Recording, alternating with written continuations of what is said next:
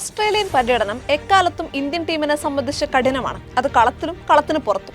Monkey gate sledging എന്ന് തുടങ്ങി ഇന്ത്യക്കാരെ ആക്രമിക്കാൻ എവിടെ അവസരം ലഭിച്ചാലും ഓസ്ട്രേലിയക്കാർ അത് കൃത്യമായി ഉപയോഗിക്കുമെന്നത് ചരിത്ര താളുകളിൽ രേഖപ്പെടുത്തപ്പെട്ടതാണ്.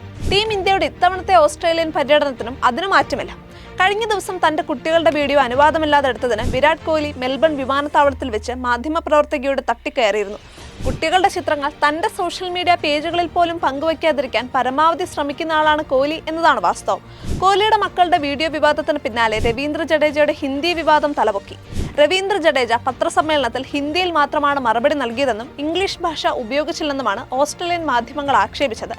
ഇംഗ്ലീഷിൽ മറുപടി നൽകാൻ ജഡേജ വിസമ്മതിച്ചെന്നും ഓസ്ട്രേലിയൻ മാധ്യമങ്ങൾ ആരോപിച്ചു. ക്ഷണം സ്വീകരിച്ചാണ് മെൽബണിൽ ജഡേജയുടെ പത്രസമ്മേളനത്തിന് എത്തിയതെന്നും ഇംഗ്ലീഷിൽ മറുപടി നൽകാതെ അപമാനിച്ചു വിട്ടെന്നുമായിരുന്നു ഓസീസ് മാധ്യമങ്ങളുടെ ആരോപണം. എന്നാൽ രവീന്ദ്ര ജഡേജയുടെ പത്രസമ്മേളനത്തിനെത്തിയത് ക്ഷണിക്കപ്പെട്ടാണെന്ന ഓസ്ട്രേലിയൻ മാധ്യമ റിപ്പോർട്ട് തെറ്റാണെന്നാണ് ടീം ഇന്ത്യൻ വൃത്തങ്ങളിൽ നിന്നുള്ള സൂചന. ഓസ്ട്രേലിയയിൽ എത്തിച്ചേർന്ന ഇന്ത്യൻ മാധ്യമപ്രവർത്തകരുടെ വാട്സ്ആപ്പ് ഗ്രൂപ്പിലാണ് ജഡേജയുടെ പത്രസമ്മേളനത്തെക്കുറിച്ച് അറിയിപ്പെത്തിയത്. എന്നാൽ ഗ്രൂപ്പിലുള്ള ക്രിക്കറ്റ് ഓസ്ട്രേലിയ CA പ്രതിനിധികൾ അത് ഓസ്ട്രേലിയൻ മാധ്യമപ്രവർത്തകർക്ക് ഫോർവേഡ് ചെയ്യുകയായിരുന്നു. ഹിന്ദിയിൽ മാത്രമാണ് ജഡേജ മറുപടി നൽകിയതെന്നാണ് ഓസ്ട്രേലിയൻ മാധ്യമങ്ങളുടെ ആരോപണം. ജഡേജയ്ക്ക് മുന്നിലെത്തിയ ചോദ്യങ്ങളെല്ലാം ഹിന്ദിയിലായിരുന്നു. അതിനാലാണ് മറുപടിയും ഹിന്ദിയിൽ നൽകിയത്. ടീം ബസ് എത്തിയതിനാൽ ചോദ്യങ്ങൾക്ക് മറുപടി നൽകാൻ സാധിക്കില്ല എന്നതായിരുന്നു മറ്റൊരു ആരോപണം.